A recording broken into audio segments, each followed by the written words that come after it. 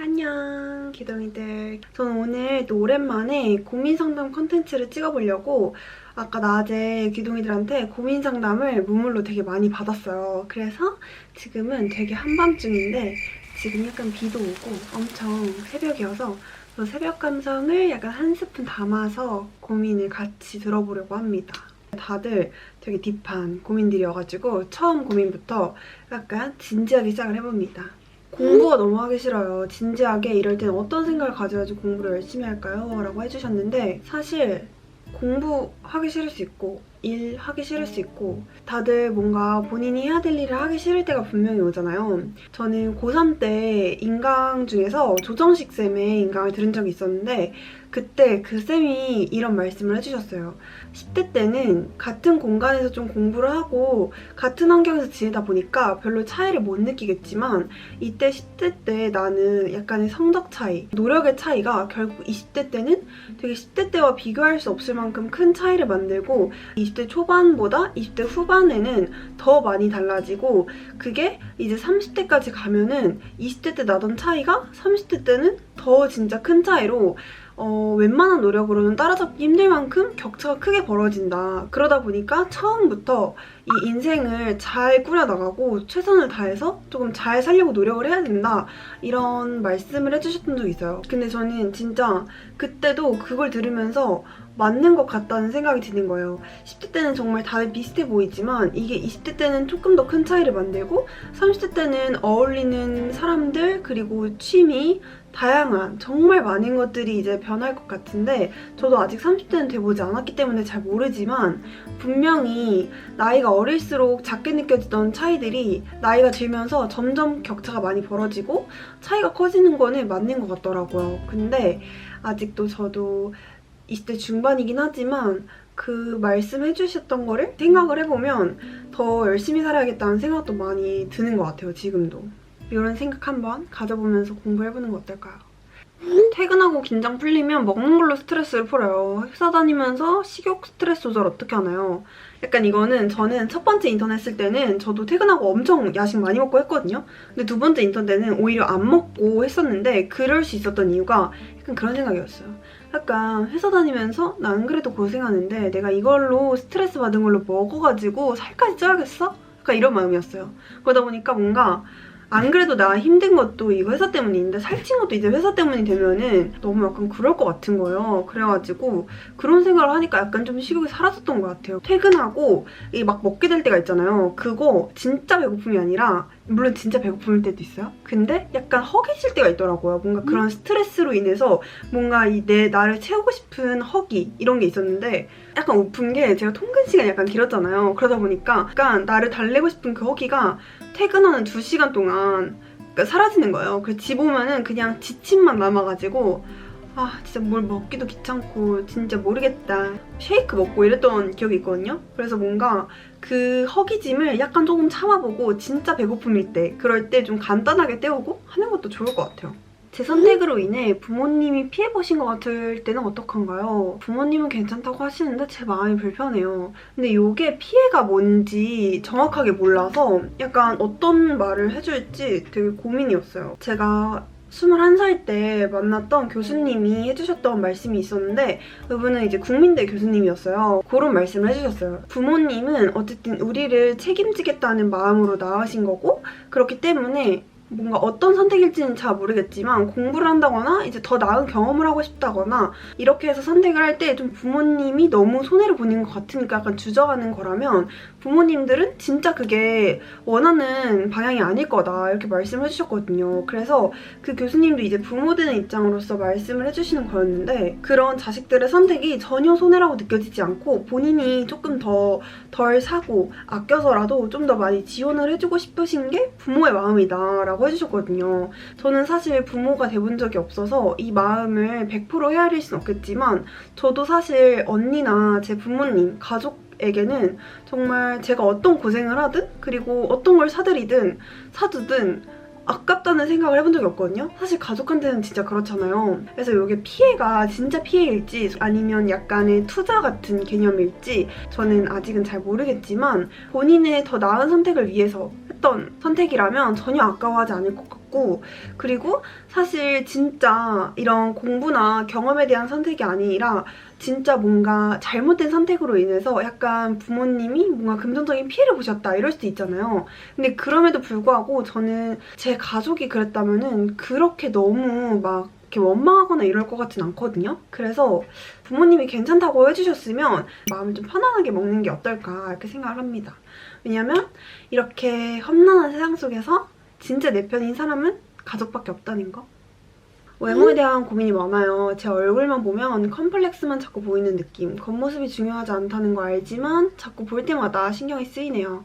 언니는 겉모습을 이제는 신경 안 쓴다고 하셨는데 방법이 궁금해요. 라고 해주셨는데 사실 전 여기서 약간 하고 싶은 말이 있었어요. 제가 한번 외모에 대해서 조금 몇 번 말씀드린 적이 있었는데 저는 외모에 대해서 아예 신경 쓰지 않는다가 아니었어요. 왜냐면 지금 저만 봐도 메이크업 하는 거에도 되게 관심도 많고 제 스타일링 하는 거에서도 되게 새로운 도전도 많이 하면서 여러 가지 스타일링도 시도를 해보고 있는데 그 이유가 외모에 관심이 저는 되게 많은 편이에요. 그리고 꾸미는 것도 좋아하고 하지만 저는 제가 말하고 싶었던 거는 외모에 집착하지 않는다는 거였어요. 외모를 너무 우선순위로 두고 외모에 과하게 집착하는, 외모가 전부인 삶을 살지 않으려고 지향한다는 그런 말이었거든요. 저도 물론 컴플렉스가 당연히 있고 그 컴플렉스를 좀 개선하고 싶고 컴플렉스를 좀 숨기고 싶은 마음이 있어서 메이크업으로도 숨기고 스타일링으로도 숨기고 이렇게 하려는 편이거든요. 하지만 제가 약간 좀 지향하는 바로는 너무 얼굴이나 외모에 대해서 나노 단위로 평가를 하면서 막 내가 중안부가 되게 기네 짧네 그래서 되게 짧게 만들어야지 약간 이런 느낌으로 제 단점을 계속 파헤치고 싶지 않았다는 말이었어요. 사실 거울 보는 시간이 너무 늘어날수록 제 외모에 대해서 약간 저도 약간 강박을 가지게 될 때도 있었고 정말 얼굴을 계속 들여다보면은 계속 가까이 보게 되면서 단점이 계속 보이잖아요. 요거에 대한 진짜 해결 방법은 거울 보는 시간을 줄이는 거예요. 근데 그냥 거울 냅다 안 봐 이게 아니라 내가 외모보다 좀 더 가치를 둬야 하는 일들이 굉장히 많잖아요. 내 인생의 우선순위를 좀 따져보는 것도 좋은 것 같아요. 저는 지금 대학생이기도 하고 그리고 이 졸업 이후에 진로도 있고 그리고 유튜브도 하고 있고 하다 보니까 여기에서 해야 되는 그런 우선순위의 일들 있잖아요. 이런 것들을 먼저 하루에서 어떻게 배분을 해야 되는지 조금 짜고 난다면 이거를 이미 규칙적으로 좀 해내는 데에만 해도 하루가 굉장히 금방 빨리빨리 가고 약간 집착하게 될 일이 굉장히 줄어드는 거예요.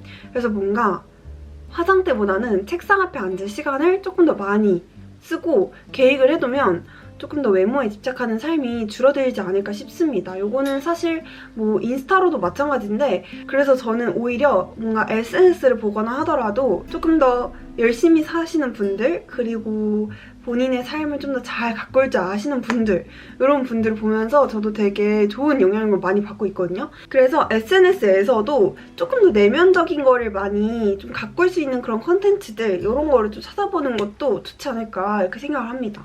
그리고 다음 질문. 저의 유학으로 장거리 커플이 될 예정인데 다시 한국으로 돌아올지는 아직 몰라요. 이 주제를 서로 안 꺼내고 있어요 라고 하셨는데 근데 이제 헤어질 마음은 없는 거니까 이 장거리에 대한 거를 조금 해결하고 싶으신 거겠죠? 제가 장거리 연애 경험이 있다 보니까 장거리 될 예정이신 분들도 되게 고민을 많이 남겨주셨어요. 근데 이 분들한테 약간 공통적으로 하고 싶은 말은 장거리가 이제 되는 커플들 있잖아요. 그분들은 분명히 장거리를 떠나게 되는 사람이 있을 거고 그 장거리를 하게 되는 원인을 제공하는 사람이 있을 거란 말이죠. 물론 둘 다 너무 잘해야 되지만 장거리로 떠나는 사람이 조금 더 신뢰를 주고 잘 해야 된다고 생각을 해요. 그래야지 장거리 관계에서도 관계가 원만하게 유지가 될 수 있는 것 같은데 가서는 연락은 어떻게 해야 되는지 그리고 몇 달에 한 번씩 한국으로 돌아올 건지 그래서 몇 개월에 한 번씩 이제 만날 수 있는지 이런 만나는 주기랑 가서 어떻게 지낼 건지 이런 거에 대한 신뢰적인 부분을 되게 디테일하게 좀 계획을 세워놓고 가는 게 되게 중요하다고 생각을 해요. 단점만 있을 수도 있겠다고 생각을 하는데 장점도 있어요. 뭔가 진짜 오랜만에 만나니까 되게 애틋해지는 것도 있을 거고 그리고 본인만의 시간도 많이 생기는 것 같아요. 그래서 저도 일단 하루가 되게 바쁘고 뭐 상대도 하루가 되게 바쁘다면은 그 바쁜 시간을 오로지 본인한테만 좀 많이 쓸 수 있는 시간이 확보되다 보니까 좀 자기 개발을 할 수 있는 시간이 많이 늘어나는 것 같아서 그 부분은 또 좋은 것 같기도 하고, 그리고 약간 또 타지로 가서 만나야 될 때가 있잖아요. 그때는 뭔가 데이트가 되게 이색적인 데이트가 되니까 좀 더 추억이 한 번에 많이 농축돼서 쌓이는 느낌? 이런 것도 되게 좋은 것 같고, 그래서 물론 단점도 있고 만나고 싶을 때 만나지 못하는 단점도 있지만 장점도 많으니까 약간 신뢰적인 부분만 좀 잘 조절을 해서 서로 조율을 잘 한다면 또 관계에 큰 문제는 없지 않을까 싶습니다. 그래서 서로 이 주제를 안 꺼낸다고 했잖아요. 근데 이거는 가는 분이 먼저 꺼내서 조금 더 이렇게 계획을 잘 말씀해 주시는 게 맞는 것 같아요. 그렇습니다. 그리고 그 다음, 부모님한테 남자친구 생겼다고 말할 때 어떻게 공개하시나요? 아, 이건 진짜 웃긴 썰이 있는데 이거 다음에 메이크업 하면서 한번 썰로 풀어볼게요. 진짜 재밌는 썰이 하나 있거든요. 맞아. 그리고 요즘이 이제 12월 연말이다 보니까 입시를 했던 귀동이들이 많이 질문을 남겨주셨더라고요. 그래서 언니 나 재수할 것 같아. 뭔가 내 인생에서 처음 느껴보는 쓴맛이라 나 완전 긍정적인 사람인데 너무 힘들어. 이렇게도 말씀해 주셨고, 그리고 언니 저 대학 6광탈 했어요. 부모님한테도 너무 죄송하고 친구들한테도 너무 헷갈려서 어디에도 말할 곳이 없더라고요. 그래서 언니한테라도 말하고 싶었어요. 저 좀 응원해주세요 라고 했는데, 저도 대학을 정말 다 떨어져 봤기 때문에 이 심정을 너무 잘 알아요. 진짜 마지막 정시 다군까지 떨어졌을 때 심정은 약간 정말 넓은 바다에서 그냥 돛담배 하나에 내가 타고 있는 느낌? 어디로 가야 될지도 모르겠고 너무 세상은 넓은데 나 혼자 덩그러니 이렇게 뭔가 바다 위에 떨어진 기분이잖아요. 어쨌든 다 이제 탈락을 했다 보니까 재수를 선택할 수도 있을 것 같은데 저는 정말 재수를 응원한다고 말씀을 드리고 싶었어요. 지금이 되게 불안하고 엄청 속상하고 우울한 시기일 텐데 성인의 첫 시작을 조금 실패로 시작을 해보는 것도 결국 지나고 보니까 저 스스로를 조금 단단하게 만들어줄 수 있었던 계기였던 것도 같고요. 저는 사실 그렇게 생각을 해요. 20대 때 출발은 사실 너무나 넓은 세상에 그냥 내가 덩그러니 이렇게 나가는, 세상 밖으로 나가는 그런 느낌이라고 생각을 해요. 그래서 주변에 너무 많은 유혹도 있고 너무 많은 삶의 방향이 있고 삶의 갈림길이 있고, 그리고 또 세상에는 너무나도 다양한 사람들이 많다는 거를 고등학교 밖으로 나가면서 느끼게 될 거예요. 근데 제가 생각했을 때 저는 좋은 대학, 흔히 인서울 대학이라고 말하는 그런 대학들은 성인되고 첫 출발에 있어서 좀 좋은 울타리가 되어주는 그런 역할을 한다고 생각을 해요. 조금 나와 비슷한 삶의 가치관을 가지고 있고 나와 비슷하게 좀 노력을 하면서 살아왔던 사람들이 함께 이제 모여있는 공간에서 좀 같이 삶의 방향성을 고민하고 같이 인생의 방향성을 좀 꾸려나갈 수 있게 도와주는 그런 곳이 대학이 아닐까 생각을 하는데요. 특히 이제 가치관이 거의 형성되지 않은 20살들에게는 주변 사람들이 그런 인생의 가치관을 형성하는 거에 있어서 되게 많은 영향을 끼친다고 생각을 하는데, 어쩌면 이때 좋은 대학교가 좋은 사람들을 내 주변에 둘 수 있는 가장 좋은 방법이 아닐까 이렇게 저는 생각을 해요. 물론 제가 말하는 거는 좋은 대학 나와야지만 인생 성공할 수 있고 성공의 기준은 학벌이고 이런 마인드는 절대 아니고, 당연히 대학교 나오지 않아도 성공할 수 있고 대학교가 성공의 기준은 절대 아니에요. 하지만 저는 어쨌든 조금 인생의 출발에 있어서 안정적이게 울타리를 쳐줄 수 있고 삶의 방향성을 조금 더 안정적으로 잘 꾸려나갈 수 있는 방법이 좀 좋은 대학교에서 출발하면 좀 더 쉽지 않을까 싶어서, 그래서 저는 좀 대학교가 중요하다고 생각하는 입장이었어요. 그래서 조금 더 재수를 좀 파이팅해서 이런 성인의 출발을 조금 더 알차게 시작하는 것도 또 좋을 것 같다고 생각을 해요. 그래서 지금의 실패가 인생의 실패는 절대 아니라는 거. 그래서 재수 진짜 열심히 해서 원하는 대학 가서 20대 시작한다고 해도 전혀 늦지 않으니까 지금 슬퍼하는 거는 충분히 슬퍼하고 1년 뒤에 진짜 좋은 결과 있었으면 좋겠어요. 재수도 파이팅입니다. 시기 질투 없애는 법이요. 친구들이 잘난 게 배 아파요. 진짜 못됐죠? 라고 해줬는데 사실 이거는 살면서 누구나 한 번쯤은 다 겪어본 일이지 않을까 생각을 하는데요. 저는 그래서 이전부터 진짜 성공한 삶은 뭔가 누군가의 성공을, 주변인의 성공을 진심으로 축하해줄 수 있는 삶이 진짜 성공한 삶이 아닐까 이렇게 생각을 했어요. 왜냐면 진짜 진심으로 성공을 해줄 수 있으려면 내가 엄청 단단해야 되거나 아니면 내가 진짜 잘난 사람이어야지 그렇게 진심으로 축하를 해줄 수 있을 것 같은 거예요. 그래서 내가 더 잘나질 수 있도록 더 열심히 사는 것도 방법이 되겠고, 잘 되는 게 두 가지 부류가 있잖아요. 본인이 너무 잘해서 잘 되는 경우랑 태어날 때부터 뭔가 골드스푼을 물고 태어난다던가 아니면 지원이 되게 빵빵해서 어쩔 수 없이 잘 될 수밖에 없다던가 이런 경우가 있는데, 이런 후자의 경우 같은 경우는 사실 그냥 다르다는 걸 아예 인정해버리는 것도 너무 좋은 것 같더라고요. 입 밖으로 이렇게 그냥 내뱉는 거예요. 진짜 부럽긴 하다 이렇게.